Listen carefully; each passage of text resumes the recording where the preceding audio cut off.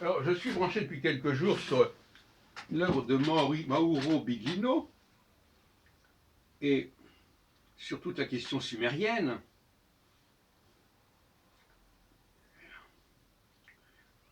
Bon, il est clair que les extraterrestres ont joué un rôle dans tout ça. C'est évident. On peut lire les textes sumériens, on voit parler d'extraterrestres. Donc personne ne nie, en tout cas pas moi, le fait que notre humanité, elle n'a pas été créée par les extraterrestres, mais elle a été recréée, réinventée par les extraterrestres. Et c'est ce que j'appelle la seconde création, qui vient s'ajouter et se superposer à la première création, qui est celle des scientifiques, qui est celle de Saturne, du Père, et la seconde création, qui est celle de Jupiter, du Fils. Donc, ce que je trouve problématique chez Mauro Biglino, jusque-là, parce que je n'ai pas lu, j'ai pas annulé énormément de choses de ce qu'il a fait, c'est qu'il a une approche un peu naïve du texte biblique, pas assez critique.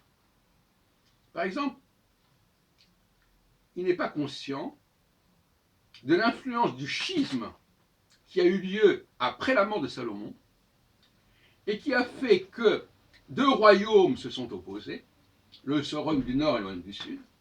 Ils se sont combattus et par conséquent, ils ont remanié, en tout cas le royaume du Nord, a remanié le Pentateuque notamment, et notamment le livre de la Genèse, pour faire valoir l'idée que ceux qui étaient dominés par le Sud, c'est-à-dire les gens du Nord, en quelque sorte, qui étaient en quelque sorte le puîné par rapport à l'aîné, c'était ça qu'ils voulaient montrer.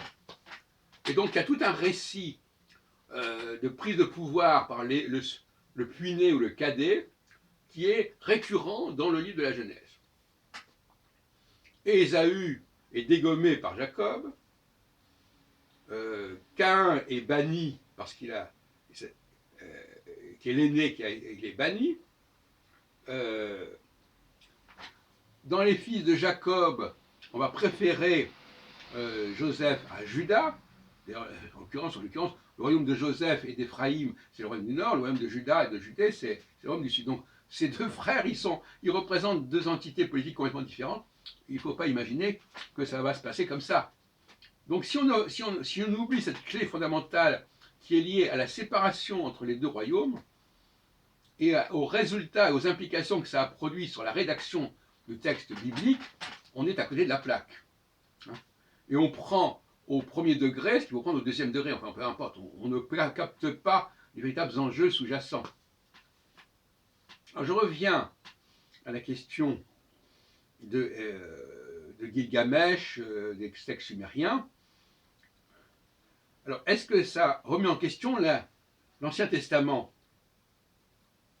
On dit oui, maintenant on sait très bien que l'Ancien Testament est bourré d'emprunts au texte sumérien, à l'épopée de Gilgamesh, et des dieux, des demi-dieux, des demi-frères, etc. Je ne pense pas. Je pense que la Bible fait partie de cette mouvance et que d'une certaine manière, elle apporte des clés qui peuvent manquer éventuellement à l'épopée de Gilgamesh. Et la clé principale, parce qu'il ne faut pas oublier que ces textes, ils ne sont jamais totalement neutres. Hein. Bon, c'est ce que je veux dire. On raconte ce qu'on veut. Et on élimine ce qu'on veut. Et on rajoute ce qu'on veut. La question juive, par exemple, est une question qui est fondamentale dans la Bible et qui ne semble pas être fondamentale sous une forme ou sous une autre dans l'épopée de Gilgamesh. Or là, nous, il faut quand même parler de ce que nous connaissons. Nous connaissons l'histoire du peuple hébreu. C'est un fait historique. Et c'est un fait qui nous interpelle dans le temps et dans l'espace. Bon.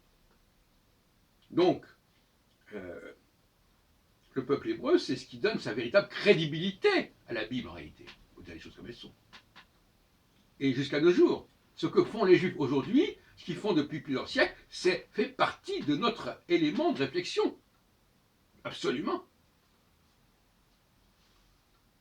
Et là aussi, j'attends Mauro Buglino pour qu'il nous parle des Juifs. Alors donc finalement, je ne sais pas, je vais dire ça, mais cela dit, ces restrictions ou ces interrogations ou ces inquiétudes mises à part, il n'est pas le premier à nous parler des rapports entre les extraterrestres et la Bible. Il y a notamment mon ami, mon vieil ami, si on peut dire, Jean Saint-Di, qui est mort en 1978 et que j'ai connu, que j'ai rencontré, que j'ai reçu chez moi, et qui parlait de la lune clé de la Bible, des cahiers de cours de Moïse, etc. Et qui a même publié un bouquin qui s'appelle L'art du Verseau, etc. Bon. Il devait d'ailleurs venir à mon colloque en 77 sur l'art du Verseau, mais il est mort à ce moment-là, il était malade. Donc, voyez-vous, donc Saint-Di, c'est quand même les années... Bon, voilà. Donc, qui a publié d'ailleurs dans la fameuse collection chez Lafon, l'aventure mystérieuse, où on trouvait également Charroux, etc. Donc c'est pas la première fois que j'entends ça. Personne ne conteste cette possibilité. Personne. En tout cas pas moi. En revanche, là aussi où j'attends M. Béguineau, c'est concernant l'astrologie. Est-ce qu'il a compris que l'astrologie est un élément essentiel de la réflexion sur la création, notamment sur la seconde création? Et que les extraterrestres, ils ont instauré cette astrologie.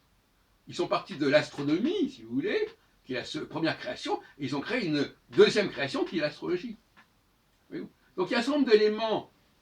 L'astrologie, les juifs, le schisme entre le royaume du Nord et le royaume du Sud, ces trois vecteurs, est-ce qu'il les a pris à leur juste mesure, Mauro Buglino? Voilà la question que je pose.